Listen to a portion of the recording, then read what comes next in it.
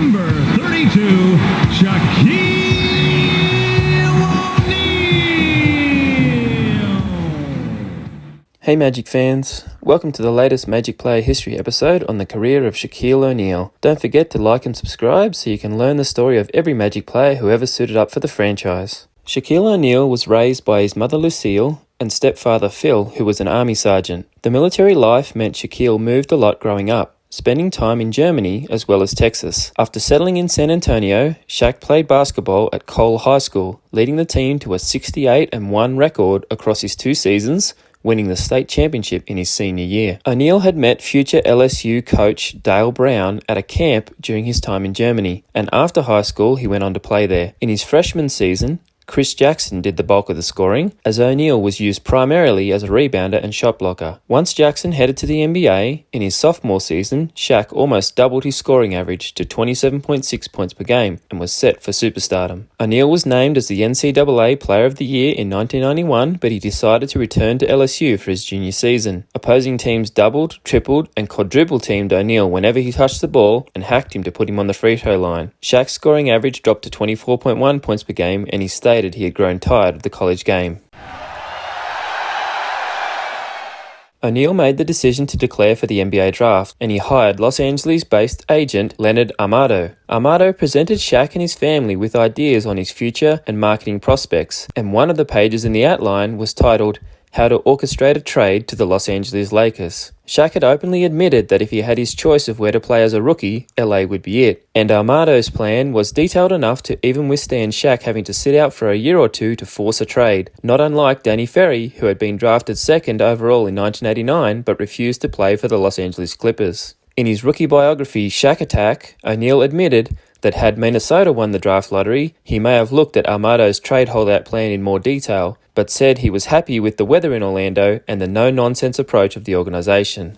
The only real hesitation Shaq expressed in coming to Orlando was due to the presence of former LSU teammate Stanley Roberts on the roster, with O'Neal stating he wasn't keen on any Twin Towers plan, but he didn't want to come down and take the man's job. After officially drafting O'Neal in June of 1992, Roberts signed an offer sheet with the Dallas Mavericks, giving the Magic 2 weeks to match. Due to salary cap rules at the time, if the Magic didn't want to lose Roberts for nothing, they would have to sign Shaq under the salary cap first, before exceeding the cap to match the Mavericks offer sheet on Roberts. The entire organization rallied to make it happen, with Scott Skiles, Jerry Reynolds, and Terry Catledge restructuring their contracts. Sam Vincent was traded, and O'Neal became the quickest number 1 overall draft pick to sign a rookie contract since 1981. This was before the days of scaled rookie contracts, and O'Neal signed on for 7 years and $41 million.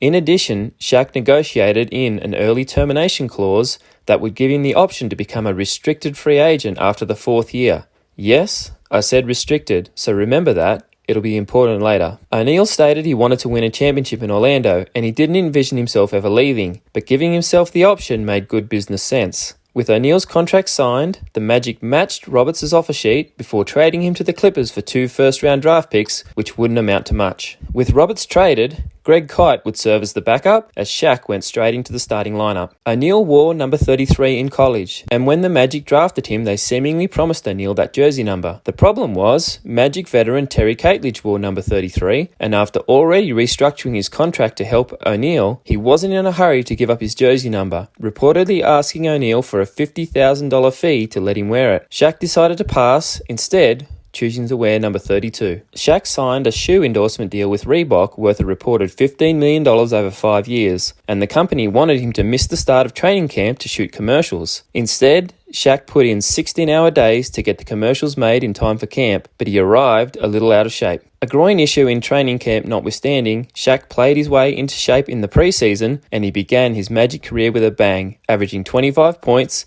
16.8 rebounds and 3.5 blocks in his first week, while leading the Magic to a 3-1 start. Shaq became the first player ever named the NBA's Player of the Week in their first week in the league. O'Neal led the team to the best month in franchise history as the Magic started 8-3, and he was named Rookie of the Month for the first 2 months. Shaq scored in double figures in his first 11 games, grabbed double-figure rebounds in his first 12, and blocked at least one shot in his first 23 games. Off the court, Shaq was active in the Orlando community, feeding hundreds of homeless people on Thanksgiving, handing out thousands of dollars worth of toys at Christmas, and buying season tickets for a group of underprivileged kids at home games. O'Neal decked them out in Magic gear and dubbed them the Shaq Pack. O'Neal became close friends with Dennis Scott, and Scott took him under his wing and helped advise him on the do's and don'ts of the NBA star lifestyle. In a December game against Phoenix, Shaq's biggest weakness reared its head for the first time in an NBA game. With the Magic down 2, Shaq was fouled and put on the line with a chance to tie the game.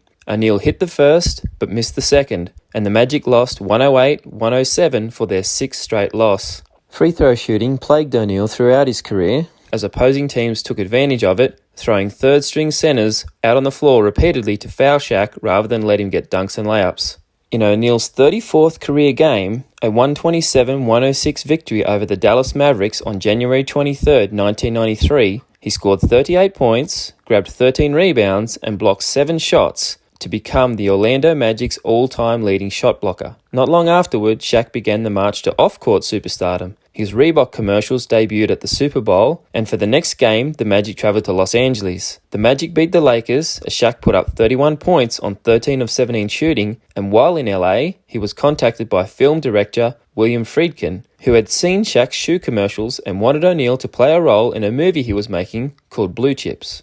The Magic headed to Phoenix as part of the same road trip, and Shaq and the Magic were getting enough attention that NBC changed their schedule to broadcast the Magic vs. the Suns. It was the first nationally televised game in franchise history. The Magic lost, and Shaq spent most of the night in foul trouble, but the game is remembered for this play, where Shaq rebounded a miss from Anthony Bowie, dunked it home, and brought down the basket. Coming off the bench as Shaquille follows and almost and does bring down the entire backcourt. That's one we haven't seen.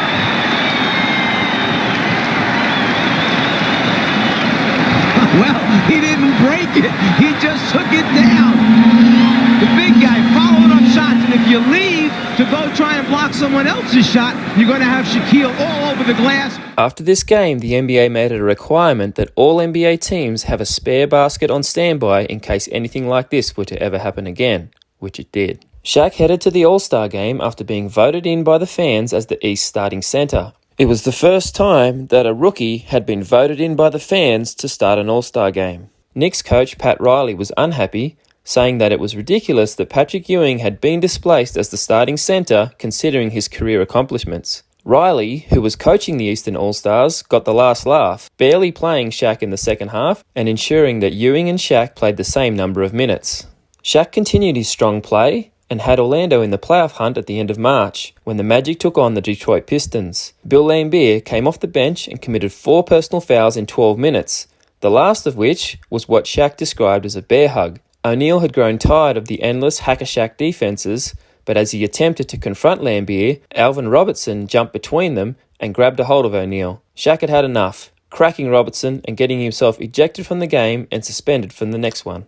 The Magic held on to win, but the following night they played the Charlotte Hornets, who they were chasing for a playoff spot. Without O'Neal, Alonzo Mourning went off for 30 points to lead the Hornets to a win. Shaq had been racking up incredible stat lines.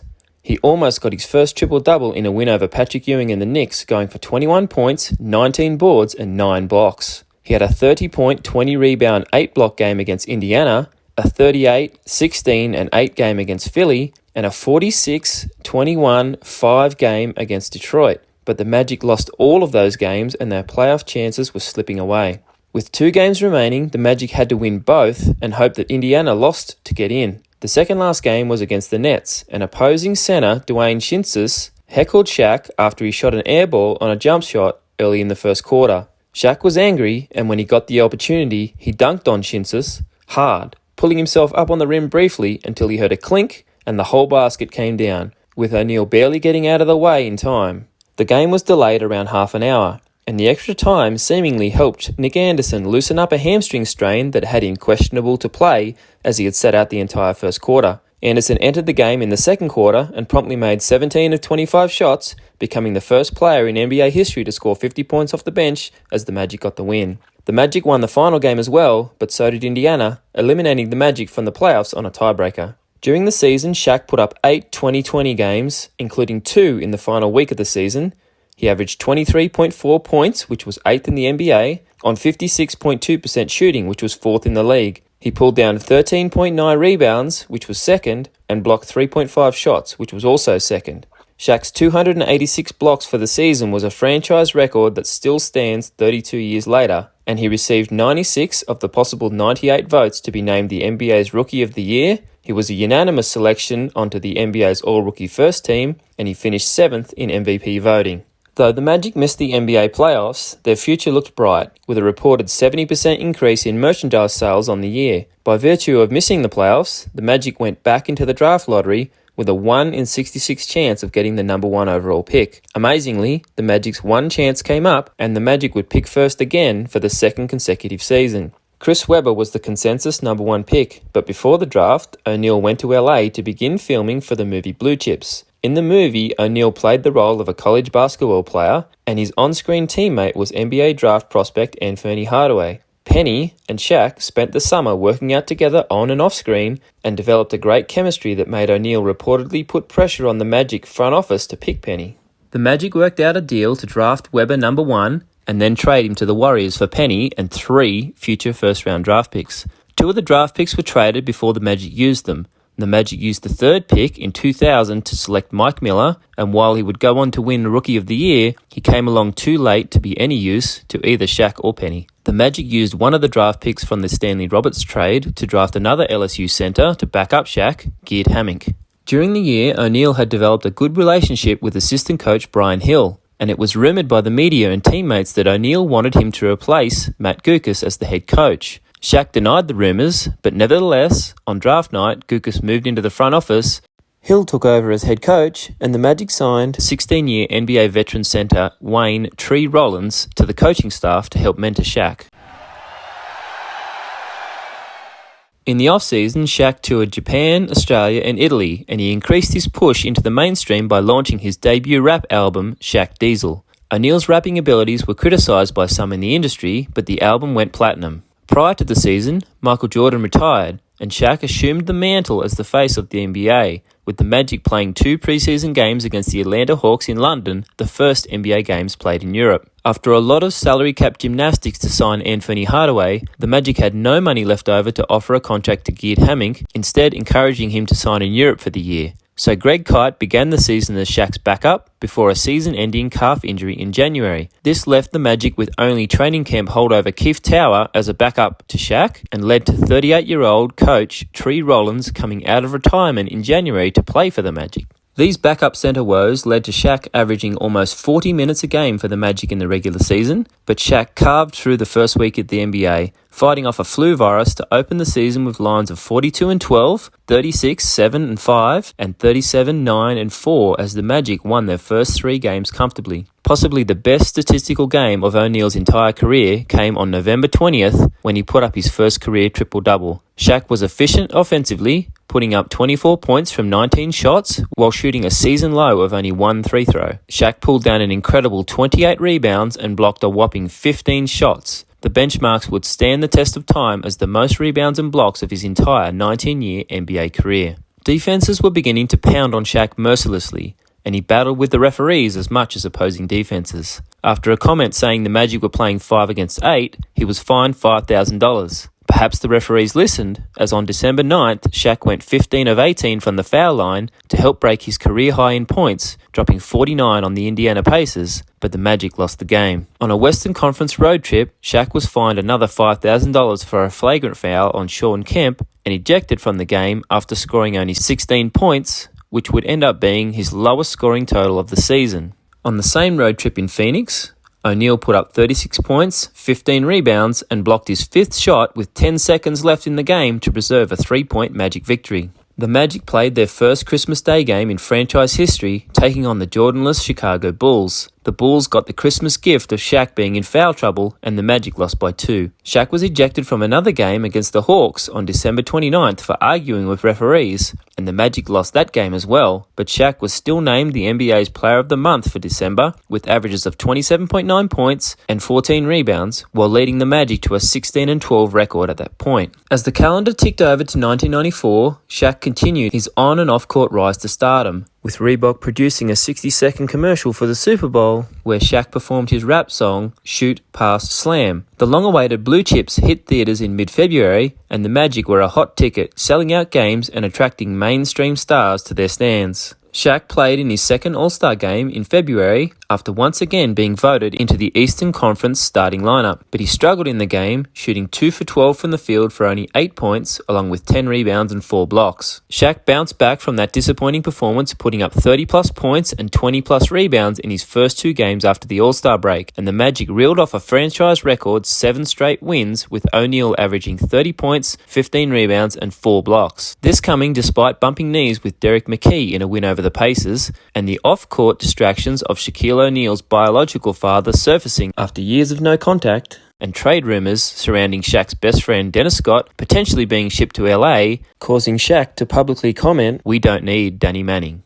The Magic continued their push towards their first playoff berth, but hit a speed bump when they got beaten by the Lakers in late March. Unhappy with the team's performance, Coach Brian Hill made the team stay overnight in LA and conduct a physical practice early the next morning. Shaq and Dennis Scott had gone out hitting the clubs the night before and were tired. Scott Skiles was high energy and trash talking during the practice, which gradually got more heated. There are several versions of the story, and only the people present know which is accurate. But the consensus is that O'Neal and Skiles ended up in a fight in which the entire team joined in. Skiles took shots at O'Neal, and Shaq hit Skiles in the head, injuring his neck. Both players took the court the next night against the Warriors, but the team lost again by a point, and the Magic struggled to an 8-8 record in March. Despite the team's record, O'Neal was again named Player of the Month, after averaging 29.9 points, 14.5 rebounds, and 2.3 blocks. In early April, Shaq missed just the second game of his career with a stomach virus, but he returned in the next game to help the Magic clinch their first playoff berth, going 12 from 12 from the free-throw line, to put up a 40, 16 and 3 night against the Pistons. In the run to the playoffs, he had a battle for the NBA scoring title with San Antonio's David Robinson. With Michael Jordan retired after his 7 seasons leading the league, there was tremendous interest in who would take the first scoring title in his absence. O'Neal and Robinson had swapped the lead throughout the season, but a career-high and franchise record 53 points from Shaq in the third last game of the season had him in a good position.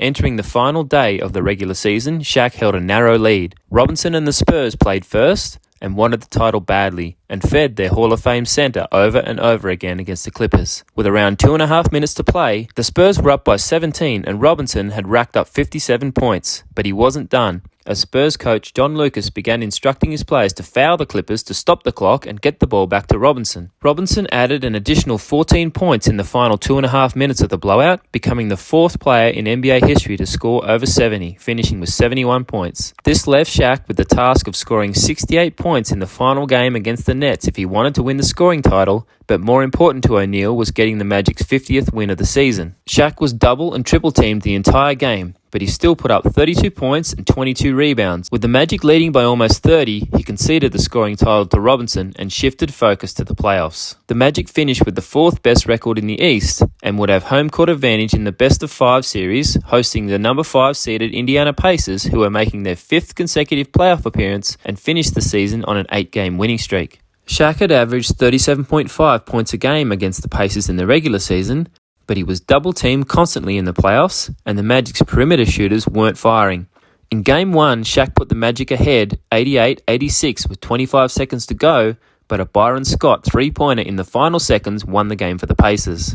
In Game 2, Shaq found himself in foul trouble, making just 3 field goals and scoring a season-low 15 points. The Pacers had the ball up 2 with 19 seconds remaining, but Nick Anderson blocked a shot by Hayward Workman. O'Neal appeared to grab the rebound before the shot clock expired, feeding an outlet pass which led to a Penny Hardaway dunk which would have tied the score. The referees, though, called a shot clock violation on the Pacers, giving the Magic the ball but restoring the Pacers' 2-point lead. After a timeout, the Magic came up empty and the Pacers led the series 2-0. The Magic couldn't recover from the controversial loss, getting swept 3-0 in the final game, with Shaq averaging just 20 points a game in the series. Despite the loss, Shaq had an impressive sophomore season, leading the league in field goal percentage, shooting 59.9%. He finished second in the NBA in points, with 29.3 points per game, and in rebounds, with 13.2. He was also 6th in the league in blocks, with 2.9 blocks per game. Shaq finished 4th in MVP voting, and he was named to the All-NBA third team. After the disappointing end to the season, Shaq pledged to work on his game, and he elected to put his movie career on hold in the off-season. Though he still appeared in WCW wrestling spots with Orlando resident Hulk Hogan, he released a second rap album, Shaq Fu The Return, which included a single, Biological Didn't Bother, and he also released his video game, Shaq Fu. O'Neal enrolled in summer school to work towards finishing his LSU degree, and the Magic hired a shooting coach to help Shaq with his free throws. Also in the summer, O'Neal headed to Toronto as part of Team USA for the World Basketball Championships. Shaq had initially been left off the team due to a sponsorship conflict with Pepsi, who eventually relented to allowing Shaq's likeness to appear on a McDonald's cup filled with Coca-Cola.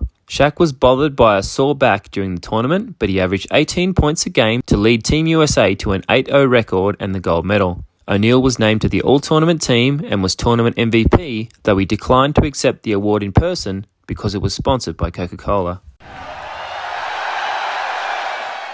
After passing on Chris Webber in the previous NBA draft, the Magic decided they needed an upgrade at power forward to help ease some of the load on Shaq down low. The Magic had used creative moves to get Shaquille O'Neal and Anthony Hardaway under the NBA salary cap in previous seasons, and after negotiating with Bulls All-Star forward Horace Grant, they would need to continue the trend in order to sign him in free agency. With Penny blossoming, the Magic no longer needed Scott Skiles, but it was hard to find a taker for his contract, especially when the entire league knew that the Magic were trying to shed salary. Orlando had to include 2 of the 3 first-round draft picks they got in the Chris Webber deal, sending them in a trade along with Skiles to Washington in return for a first and second round pick. On the surface, it was a very lopsided trade, but it gave the Magic the cap space they needed to sign Grant. On the backup center front, Greg Kite was waived due to health issues, but with Grant able to play backup center in some matchups, the Magic also parted ways with Keith Tower early in the season. With Geert Hamming injured for most of the season, 39-year-old Tree Rollins ended up as the only other true center on the Magic's active roster. Shaq battled a toe injury during training camp and preseason, but he came out of the gate hard again in the regular season, dropping 46 points and 20 boards in an overtime win over Alonzo Mourning and the Charlotte Hornets in the third game of the season. He followed that up with a 41-17 game against Patrick Ewing and the New York Knicks, and the Magic started the season 15-3, which included a franchise record 9-game winning streak, and all of the 3 losses were by just 2 points. O'Neal was leading the league in scoring with over 30 points a game, and though the presence of Grant on the front line had taken away from Shaq's rebounding and block numbers, he was still named the NBA's Player of the Month for November and followed it up with Player of the Week honours in the first week of December. Free throw shooting still plagued O'Neal, and at times it seemed to be contagious. In a loss to the Nets, O'Neal shot 2 from 11 from the line, and the team as a whole shot an unthinkable 6 from 23. The Magic continued to roll through the NBA though. O'Neal was leading the league in scoring, Reebok released another iconic Shaq commercial, and Shaq, as well as his running mate Penny, were voted in as Eastern Conference All-Star starters, and the Magic were almost unbeatable at home. In late January, O'Neal dropped a bottle of orange juice in his kitchen and stepped on the glass, suffering a deep cut on his foot which kept him out of a game against Milwaukee. The Magic won without him to extend their home winning streak to 21. The next game up was a marquee matchup against the Seattle Supersonics, and Shaq returned to put up 39 points, 15 rebounds, and 4 blocks. But the Magic, playing without injured players Horace Grant, Anthony Avent, and with Nick Anderson spraining his wrist in the third quarter, came up short as the Sonics broke the Magic's home winning streak with a 106-103 victory. It would be one of only 2 losses the Magic would suffer at the Arena in the entire regular season. This year in the All-Star Game, Shaq played better, scoring 22 points, including a selection of rim-rattling dunks, but the East were blown out by the West. In a game against the Celtics in late February, Shaq came up fired up and scored 6 of Orlando's first 8 points in the first 5 minutes. But then he got tangled up with Eric Montross under the basket. O'Neal responded with a shove to Montross and was ejected from the game, marking this as the lowest scoring game of O'Neal's Orlando Magic career. Shaq was fined $5,000 and suspended for the next game. Montross, when asked about the altercation, said he didn't know what happened, but that maybe Shaq was surprised that someone was playing him hard for a change. When O'Neal returned from his suspension, he continued to make his case for the NBA's MVP, as the Magic had the league's best record. Shaq took apart Patrick Ewing and the Knicks for 41 points in a 12-point victory, and then followed it up with 19 points and 20 rebounds against Hakeem Olajuwon and the Rockets, and 36 and 12 against David Robinson and the Spurs, as Shaq was seemingly playing against another Hall of Fame center night in and night out. The performances once again led to O'Neal being named the NBA's Player of the Week, And Shaq followed it up with 46 points against the Lakers, a game in which he hit a pair of clutch free throws with 4.6 seconds remaining to seal a 4-point win. As attention turned to Chicago and Michael Jordan's comeback to the Bulls, the Magic dropped the second home game to the Utah Jazz, but with a 39-2 home record for the season were almost unbeatable in Orlando. On the stretch run to the playoffs, missing Penny and Nick Anderson for several games, the Magic stumbled, losing 11 of their final 20, including their final 7 road games of the regular season. One of the losses, Shaq sat out with a tender knee, but the slump hurt Shaq's MVP case, as he shot just 40% from the free throw line in April, and the Magic dropped to finish with only the 4th best record in the NBA. They held on to the number 1 seed in the East though, winning their first division title while setting a franchise record of 57 wins and 25 losses, and drawing a first-round matchup against the Boston Celtics. This season, there was nothing that could stop Shaq from taking the NBA scoring title, as he led the league with 29.3 points per game. O'Neal was second in field goal percentage with 58.3%, third in rebounds with 11.4, and sixth in blocks with 2.4. Shaq was named to the All-NBA second team, and he finished second in MVP voting. In the press, Shaq guaranteed that Orlando wouldn't get swept in the playoffs like last year, and the Magic went out and throttled Boston by 47 points in the playoff series opener, before a shock home loss in Game 2. The Magic went on to win the series 3-1, closing down the famed Boston Garden with Shaq averaging 22 points and 13 rebounds. The Magic moved on to a marquee matchup with Michael Jordan and the Chicago Bulls. Game 1 drew 40 million viewers, making it the most watched second-round playoff game in NBA history. The Bulls had 3 centers to throw at O'Neal, and they employed the Hack-a-Shaq strategy, but Shaq was up to the task, shooting over 70% from the line in the first 4 contests as the two teams split the games to be level at 2-all. Everyone knows that Jordan famously changed his jersey number during the series from 45 back to 23, but a little-known fact was that O'Neal had earlier in the season tried to change his jersey number from 32 back to his college number of 33, but this was denied by the league. A 23-point, 22-rebound, 5-block pivotal performance from O'Neal got the Magic the win in Game 5, and they famously closed out Jordan and the Bulls on the road in Game 6 to move on to the Eastern Conference Finals and a rematch with the Indiana Pacers. Against Rick Smits, Shaq upped his offensive numbers, averaging 27 points a game for the series on 66% shooting as the first 5 games came down to the wire, but each ultimately went to the home team. The Magic's best chance to steal one on the road came in Game 4, despite Shaq going 0 for 8 from the foul line. The Magic had a 1-point lead with 1.3 seconds to go, but O'Neal and Horace Grant had fouled out and watched from the sidelines as Rick Smits pump-faked Tree Rollins off his feet and delivered the game winner at the buzzer. Game 6 was a blowout win for the Pacers, but the Magic returned the favour in Game 7 on their home floor, taking a 27-point win to take the series 4-3 and progress to the NBA Finals as the Eastern Conference champions. Against Hakeem Olajuwon and the Houston Rockets in the NBA Finals, the Magic had their chances, most notably in Game 1, where the Magic famously gave up a 3-point lead with 6 seconds left in regulation and went on to lose in overtime. In Game 3, the Magic also had a chance to force overtime at the buzzer. O'Neal averaged 28 points, 12.5 rebounds, 2.5 blocks, and 6.3 assists in the finals, but the Magic was swept 4-0 to end their season. After the playoffs, Shaq continued his off-court rise, landing a starring role in an action comedy film Kazam, where O'Neal played a boombox genie. In order to get the film completed during the off-season, O'Neal put in 12-hour days, 5 days a week in Hollywood. He also continued his summer studies at LSU, progressing towards his degree. He launched his Mr. Big candy bar, and Shaq entered the entertainment and dining business, partnering with Universal Studios in Orlando and opening a pair of restaurants.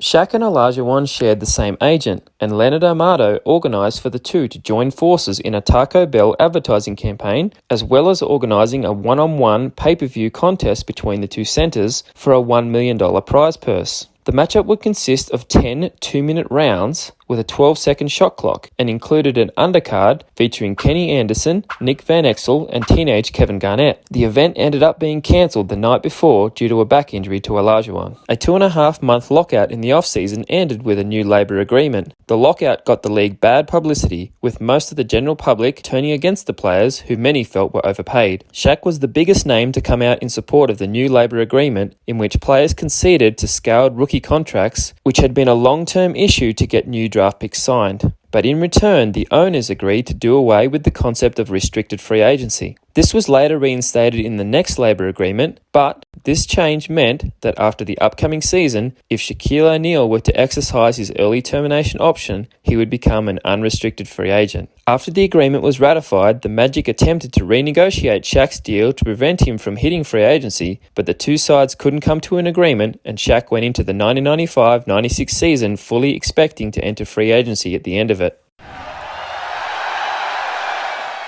The Magic went searching for reliable backups in the front court, drafting power forward David Vaughn and signing centre John Koncak in free agency. With these signings, 40-year-old Tree Rollins was finally able to hang up the sneakers for good and return to his assistant coaching position. When training camp opened, Shaq revealed he had bulked up from his previous 300 pounds to now weigh 330, and he came out strong in the preseason, dominating in limited minutes to help the Magic win 4 out of their first 5 games. Shaq bruised his knee diving into the stands after a loose ball, and he missed the first of 2 preseason games against Miami, which the Heat won. This motivated Shaq to line up in the second game, and Heat centre Matt Geiger chopped at O'Neal's hand while he secured a rebound, causing a bone fracture and ligament damage to Shaq's right thumb. Geiger was fined $10,000 and suspended for the season's opening game, but after requiring surgery to insert a pin into the thumb, Shaq was expected to miss the first 6 to 8 weeks of the regular season, which he rehabbed in Los Angeles. It was the first notable injury of O'Neal's career, and suddenly, 32-year-old John Koncak was thrust into a starting role.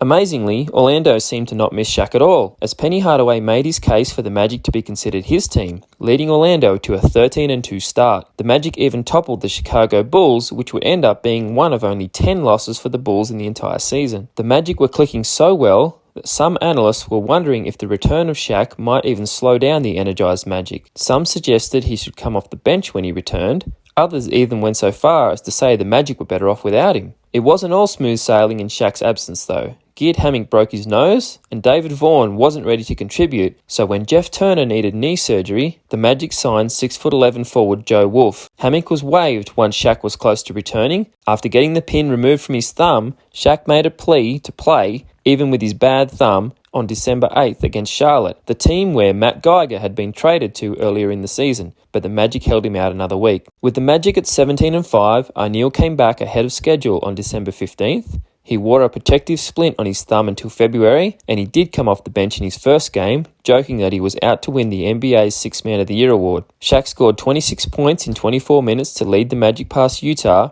and he moved back into the starting lineup in the next game. O'Neal erased any doubts about meshing with the team, as the Magic would soon go on a 7-game winning streak to sit at 25-6. In Shaq's 4th game back, he copped an elbow from Patrick Ewing that required 2 stitches, but the Magic won that game and then beat the Rockets at home on Christmas Day in a finals rematch, as they would remain undefeated at home all the way until March. Shaq put up 38 points, 14 boards and 4 blocks to beat the Sonics, but the thumb seemed to be affecting his free-throw shooting, as Shaq was hitting them at a career-low 49%. After the Sonics win, O'Neal missed 4 games with a strained quad muscle, and when he returned against Boston, O'Neal re-aggravated the thumb blocking a shot, and he went 2 from 13 from the foul line in that game. Shaq shot 1 for 7 against Atlanta, but removed the protective splint on his thumb that game, and in the next game, he shot 8 from 11 from the foul line against the Spurs, including going 4 for 4 down the stretch when the Spurs hacked him to put him on the free-throw line, which helped the Magic get the game into overtime, where they would run away for the win. At the All-Star break, Shaq filmed another Taco Bell commercial before he and Penny teamed up again as starters for the NBA All-Star Game. Shaq had the best All-Star Game performance of his career with 25 points from 16 shots, 10 rebounds, and this thunderous dunk on rival center David Robinson.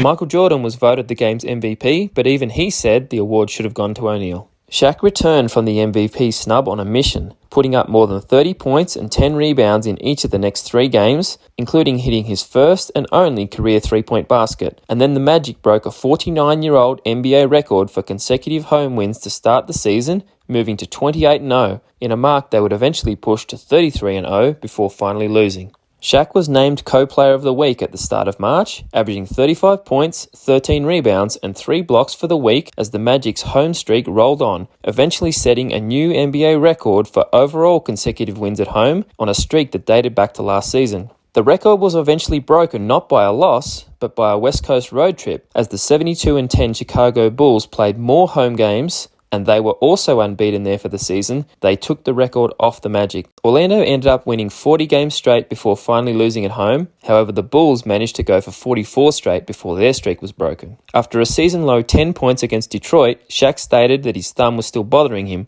but 3 days later he erupted for 49 points and 17 rebounds against Washington. The very next game, the Magic's home winning streak was finally snapped by the Lakers, a game in which Shaq went 1 for 6 from the free-throw line. Orlando claimed their second consecutive Atlantic Division title with a win over the Knicks, where Shaq had 32 points and 0 turnovers, as the Magic tied the NBA record for fewest turnovers in a game with just 3. Prior to the next game, O'Neal's grandmother, who he was close with, passed away. Shaq missed the next 2 games, one of which the Magic lost at home to Boston, but there was some confusion as to whether he would be back in time for a marquee matchup against the Chicago Bulls. After Magic personnel attended the funeral with O'Neal, he was offered a ride on the team charter back to Orlando, but declined. On the day of the Bulls game, on advice from his mother, O'Neal flew commercial back to Orlando, arriving at the arena as the game was starting. Coach Brian Hill reportedly did not want O'Neal to play as he was not ready to go for the opening tip, but he was pressured by team officials and the crowd to reconsider that decision after a huge ovation when O'Neal joined the team on the bench during the first quarter. The Magic were down by 7 at quarter time, and Hill inserted O'Neal into the game for the second quarter. The Magic outscored the Bulls 65-62 the rest of the way, but the first quarter deficit proved the difference as the Magic lost by 4. The absence, along with minor injuries to other teammates in the stretch run, hurt the team's depth and saw the Magic, who were once competing with the Bulls for the best record in the league, limp to the playoffs, going 5-4 in their last 9 games. However, they still set a new franchise record of 60 wins and 22 losses for the season. O'Neal finished the season 3rd in scoring with 26.6 points per game and in field goal percentage with 57.3%, and he was 9th in blocks with 2.1 while averaging 11 rebounds a game. He was once again named to the All-NBA 3rd team, even after missing over a third of the season, but he was 10th in MVP voting behind teammate Penny Hardaway, and his free-throw shooting had declined for the 4th straight season. In the first round of the playoffs, the Magic faced a young Detroit Pistons team, and as was the norm in the playoffs, Shaq was double and triple teamed constantly, scoring less because of it, but averaging over 5 assists per game in the series. Lower scoring and higher assist averages in the playoffs were the trend throughout O'Neal's entire career. Even with O'Neal scoring down, stomach problems in Game 3, and him in foul trouble for much of the series, the Magic took an easy 3-game sweep against Detroit. The sweep gave the Magic a week off to recover from niggling injuries before the second round against the Hawks, and in this series, O'Neal was super efficient. Atlanta had no answers as Shaq took a hold of the series from the first game with a 41-point, 13-rebound, 6-assist outing, and the Magic won the series 4-1. The one game that the Magic lost was the only game in the series that Shaq shot less than 62% from the field. 62% shooting on an average of 18 field goal attempts per game. This led to a rematch with the Chicago Bulls, fresh off the best regular season in NBA history, and the Bulls, who had lost just 2 home games all season by a total of 2 points, had the home court advantage. This year, the Bulls had stocked their 12-man playoff roster with 4 centers, plus power forward Dennis Rodman, who defended Shaq better than anyone. Shaq did his damage in the series, averaging 27 points on 64% shooting, but he couldn't overcome the loss of his teammates. Horace Grant, who had led the Magic to the series win over the Bulls a year prior, collided with Shaq during Game 1 and hyperextended his elbow. He would miss the rest of the series. Nick Anderson injured his wrist in Game 3, and his series was over. In Games 2 and 4, Orlando held leads in the 4th quarter and had chances to win. In those games, Shaq shot 59% from the free-throw line. In the 2 blowout losses in Game 1 and Game 3, Shaq shot just 12.5% from the free-throw line, as the Magic were swept 4-0 and their season was over.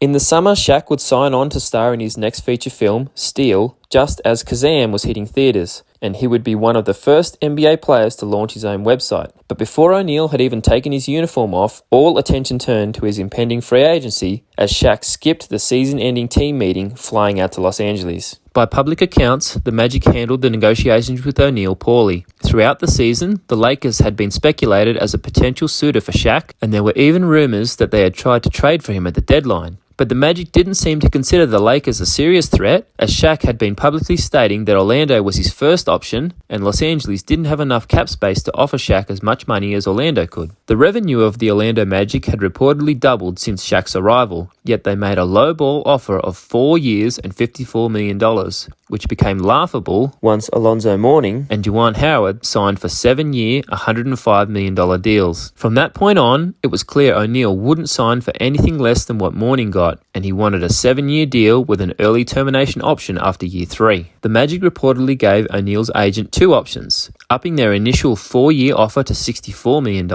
or a 7-year deal worth anywhere between $109 and $119 million, depending on unlikely incentives such as Shaq shooting 60% from the free throw line. Orlando's offer reportedly came with an opt-out after the 4th season rather than the 3rd. While the negotiations over the opt-out year were ongoing, the backlash against O'Neal from the Orlando media and public would play a role in his decision. Shaq's first daughter, Tahira, was born on July 19, 1996, the day after he announced his free agency decision. But when the pregnancy had been announced earlier in the year, O'Neal was criticized by the Orlando media, with talk show hosts labeling him as a poor role model for having a child with his girlfriend, whom he had been with for 4 years, but he had not yet announced plans to marry. The overwhelming public sentiment in Orlando centered around what Shaq couldn't do, highlighting his 36% free throw shooting in the Bulls series and the team's early success when Shaq missed time with his thumb injury, rather than what he could do, which was dominate games on the inside and put pressure on opposing defenses to collapse, paving the way for his teammates to hit open shots. The previous summer's lockout had left people feeling that all NBA players were overpaid. So when the Orlando Sentinel published a poll asking whether O'Neal was worth $115 million,